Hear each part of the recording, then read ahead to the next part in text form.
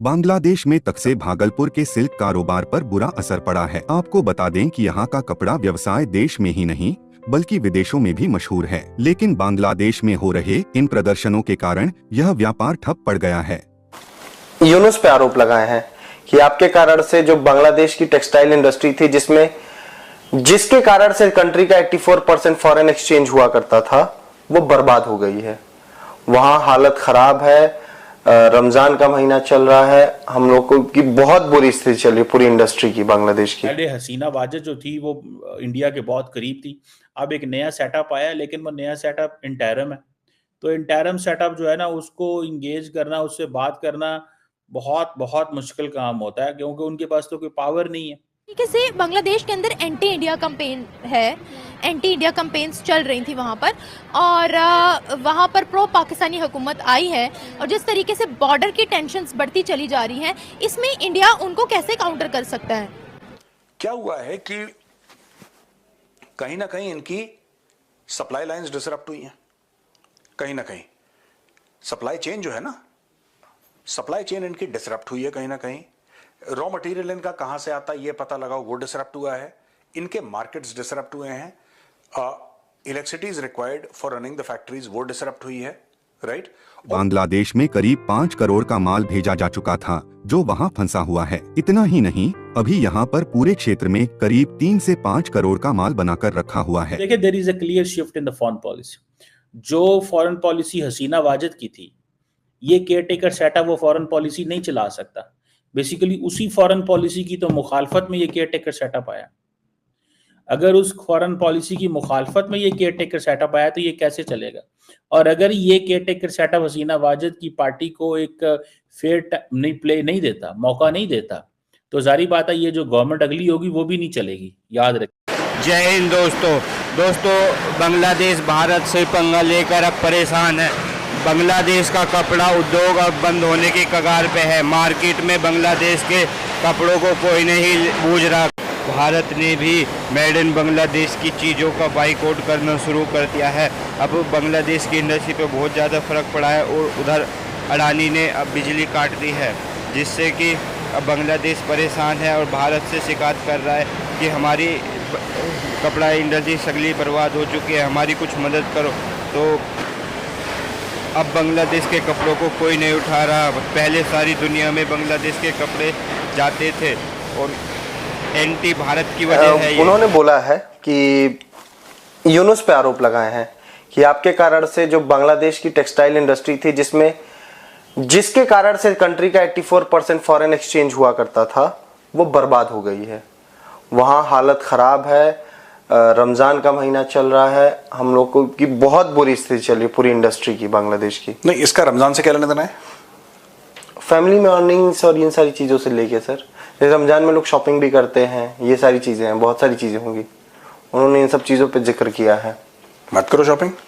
नहीं, मतलब वो अपना एक वो कह रहे हैं कि जिस तरीके की स्थिति चल रही है। मुझे रमजान से कनेक्शन नहीं समझ में आया। रमजान में क्या है कि मतलब जो वर्कर्स हैं, चूंकि इंडस्ट्री कोलैप्स कर गई, तो जो लोग काम करने वाले तो वो सेलिब्रेट नहीं कर पा रहे। वो सेलिब्रेट नहीं कर पा रहे। ठीक है, वो 1 महीने की बात है रमजान की, उसके बाद क्या होगा? उसके बाद भी उनकी जिंदगी वैसी तो अच्छी नहीं हुई। तो वो यही कह रहा है कि आपके आने से आपकी जो भी रेगुलेशंस है, उसके कारण से हमारी इंडस्ट्री पूरी बर्बाद हो गई, और अब हमारे पास खाने के लिए भी मोहताज हो जाएंगे कुछ दिन। अब ये पता क्या बोलेंगे? अब आप ये कहेंगे कि इंडिया को, अब इनके टीवी में डिबेट होगी, मैं आपको आज बता दूं, क्योंकि पाकिस्तान में यही हुआ था, यही बांग्लादेश में होगा। अब इनकी टीवी पे डिबेट होगी, राइट? और इनकी टीवी में डिबेट बोलेंगे कि देखो भारत हमारे साथ रिश्ते बिगाड़ रहा है, जबकि इनके बंदे गालियां दे रहे थे, इनके बंदे उल्टा सीधा बोल रहे थे। अब ये कहेंगे, अब ये भारत के ऊपर डाल देंगे कि भारत। एक बात बताओ, भारत ने शेख हसीना को नहीं निकाला, भारत ने तो प्रोटेस्ट नहीं करवाए जो तुम लोग कर रहे हो। भारत ने तो नहीं लुटवा दिया शेख हसीना का पूरा वो बंगला, तोड़वा दिया। We did not do that, right? वो तो बांग्लादेशियों ने करा, और बांग्लादेशी बड़े फक्र के साथ। तो अभी रो क्यों रहे हैं? मुझे ये समझ में नहीं आया। आपको क्या लग रहा था कि आप प्रोटेस्ट करेंगे, आप हर समय झंडा लेके बाहर निकलेंगे, डफली लेके बाहर निकलेंगे, आर करेंगे, और उसके बाद आप ये भी चाहेंगे कि इकोनॉमी, दोनों चीजें एक साथ नहीं हो सकती यार। तो I don't understand why they are crying. इन्होंने तो खुद करा है। या तो ये बोले कि साहब शेख हसीना अकेली थी जो टेक्सटाइल खुद ही बुन रही थी, खुद ही बेच रही थी, ऐसा तो नहीं है, कोई स्ट्रक्चर होगा ना। हाँ, उसने तो स्ट्रक्चर का क्या हुआ? भाई जो फैक्ट्री का मालिक है, देखो सुनो प्रोड्यूसर, जो फैक्ट्री का मालिक है वो तो फैक्ट्री का मालिक है, राइट जी। जो रॉ मटेरियल है वो तो रॉ मटेरियल है, जो कारीगर है वो तो कारीगर है, जो कस्टमर है वो तो कस्टमर है, जो इंश्योरेंस है वो इंश्योरेंस है, जो क्वालिटी है उसमें शेख हसीना का क्या, शेख हसीना ने पॉलिसी बनाई and she was driving that policy, यही तो होता है। तो ये यूनुस करे पॉलिसी। नहीं, उसमें एक बड़ा फैक्टर जो मुझे समझ में आ रहा है सर कि बांग्लादेश की जो टेक्सटाइल इंडस्ट्री थी उसमें ज्यादा लेबर फोर्स जो भी था सर, हाँ, वो वुमेन का था, महिलाएं ज्यादा काम कर रही थी। बट हाँ, ये वो जमात तो का इम्पैक्ट आया, जो महिलाओं को फिर से घर में धकेलना और ये सारी चीजें, इससे भी मुझे एक ऐसा लगा कि बहुत सेटबैक हुआ बांग्लादेश को टेक्सटाइल इंडस्ट्री में।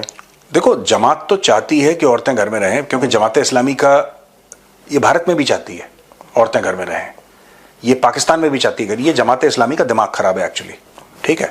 सो they are not mentally normal people. क्योंकि देखिए there is a clear shift in the foreign policy. जो फॉरेन पॉलिसी हसीना वाजिद की थी, ये केयर टेकर सेटअप वो फॉरेन पॉलिसी नहीं चला सकता। बेसिकली उसी फॉरेन पॉलिसी की तो मुखालफत में ये केयर टेकर सेटअप आया। अगर उस फॉरेन पॉलिसी की मुखालफत में ये केयर टेकर सेटअप आया तो ये कैसे चलेगा?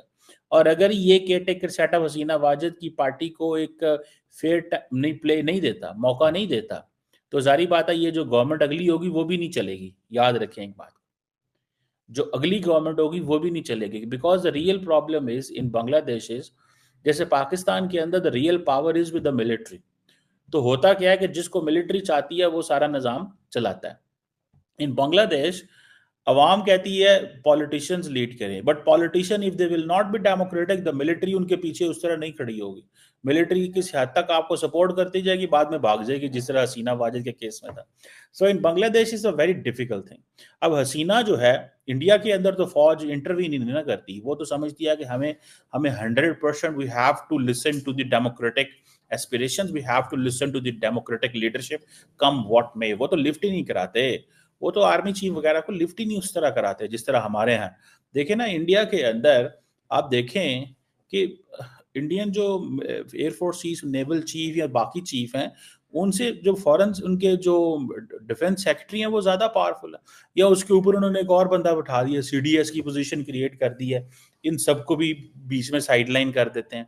सो इंडिया के अंदर it is a different ball game. अब ये जो शिफ्ट है फॉरेन पॉलिसी के अंदर, इस शिफ्ट को देखते हुए, ये जो शिफ्ट है फॉरेन पॉलिसी के अंदर, इस शिफ्ट को देखते हुए इंडियंस जो हैं वो चाहते हैं कि ये दोबारा हमारे फोल्ड में आए। ये इंडिया के फोल्ड में नहीं आने वाली, मैं आपको बात बताऊं। और ये जो बातें की जा रही हैं कि शायद वो पाकिस्तान के फोल्ड में आ जाएंगे, ये पाकिस्तान के फोल्ड में भी नहीं आए। Because remember, Pakistan has nothing to offer them. हम वहां पे जाके पुल, सड़कें, इन्वेस्टमेंट प्रोजेक्ट्स नहीं कर सकते, हम उस तरह की चीजें नहीं कर सकते, हमारे लिमिटेशंस है हमारी गवर्नमेंट की। सो ये जो ये है, लेकिन इंडिया का तो ये है कि इंडिया अब जारी बात है लोगों को निकालेगा। सुना रिसेंटली अब इंडिया ने वीजे बंद कर दिए हैं, if I am not wrong, medical purposes के लिए। मैं कल पढ़ रहा था। मुझे ऐसा लगता है कि कुछ सिस्टमिक डिसऑर्गेनाइजेशन या सिस्टमिक कुछ ब्रेकडाउन हुआ है बांग्लादेश में।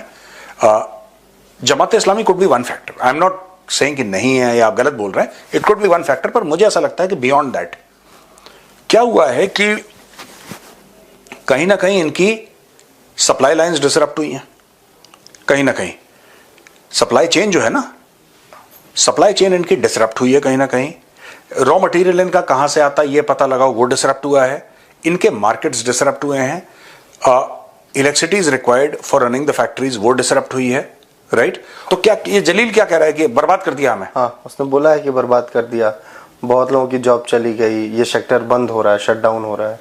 आपने सर 3 पॉइंट जो बताए इलेक्ट्रिसिटी का, अडानी वाला आप बिल नहीं दे रहे हैं तो अडानी इलेक्ट्रिसिटी पावर सप्लाई नहीं कर रहा है, वो भी भारत की साजिश है। हाँ। क्योंकि बांग्लादेशी ये चाहता, हराम के खाने की आदत है ना, ईमानदारी का तो काम करते नहीं है, इनको हराम की खाने की आदत है, यानी कि भारत फ्री में इनको इलेक्ट्रिसिटी सप्लाई करे, ये बिल ना दे। यार देखो, अडानी की गलती तब होती, गौतम अडानी की, अगर गौतम अडानी कहता फॉर एग्जांपल कि पर यूनिट इतना रेट है, मैं रेट बढ़ा रहा हूं, बिना उनको बताए। कॉन्ट्रैक्चुअल ऑब्लिगेशंस जो थे वो अडानी मना कर देता, कहता कि नहीं जी कोई कॉन्ट्रैक्चुअल ऑब्लिगेशंस नहीं है और मैं मन मर्जी से रेट बढ़ा रहा हूं। They had every right, Bangladeshi had every right to protest. वो तो यही कह रहा है कि सर आपने साइन करा है कि आप इतने पैसे दोगे, आप दे दो मेरे पैसे, चलो अगले महीने दे देना, चलो कोई बात नहीं अगले महीने दे देना। ये कह रहा हमने देने नहीं तुमसे, पैसे नहीं देने, हम तो मुफ्त की चाहिए, वरना हम तुम्हें गाली देंगे। और जो सप्लाई चेन डिस्टर्ब की आप बात कर रहे हैं सर, उस पर एक वो है कि रिमांड सर न जाने कितनों ने अपने वो निकाल लिए सर वहां से, मतलब निकालने की तैयारी या ये चीजें चल रही है। इंडिया में एक बड़ा वो आया कि मेड इन बांग्लादेश के कपड़े खरीदने नहीं है। ये एक थॉट प्रोसेस जो लोगों के अंदर चल रहा था यार, देखो ना, इसने बहुत इम्पैक्ट किया है सर। करा है इसने ना, ऑब्वियसली सर। अब वो कपड़े बना के भी क्या करेंगे अगर कोई खरीदेगा ही नहीं तो। और उनका बड़े मार्केट्स में से इंडिया एक बड़ा मार्केट था सर। नहीं तो उनको बोलो ना कि अमेरिका भेजें और चाइना भेजें, और हर जगह चाइना तो नहीं भेज सकते वो, और जगह दुनिया भेजें, सिर्फ इंडिया ही थोड़ा ना मार्केट है। They should sell it to the world. I am sure they were selling it to the world. Textile economy of Bangladesh was very famous, but more famous than that is the Bangladeshi desire to protest. Always protest.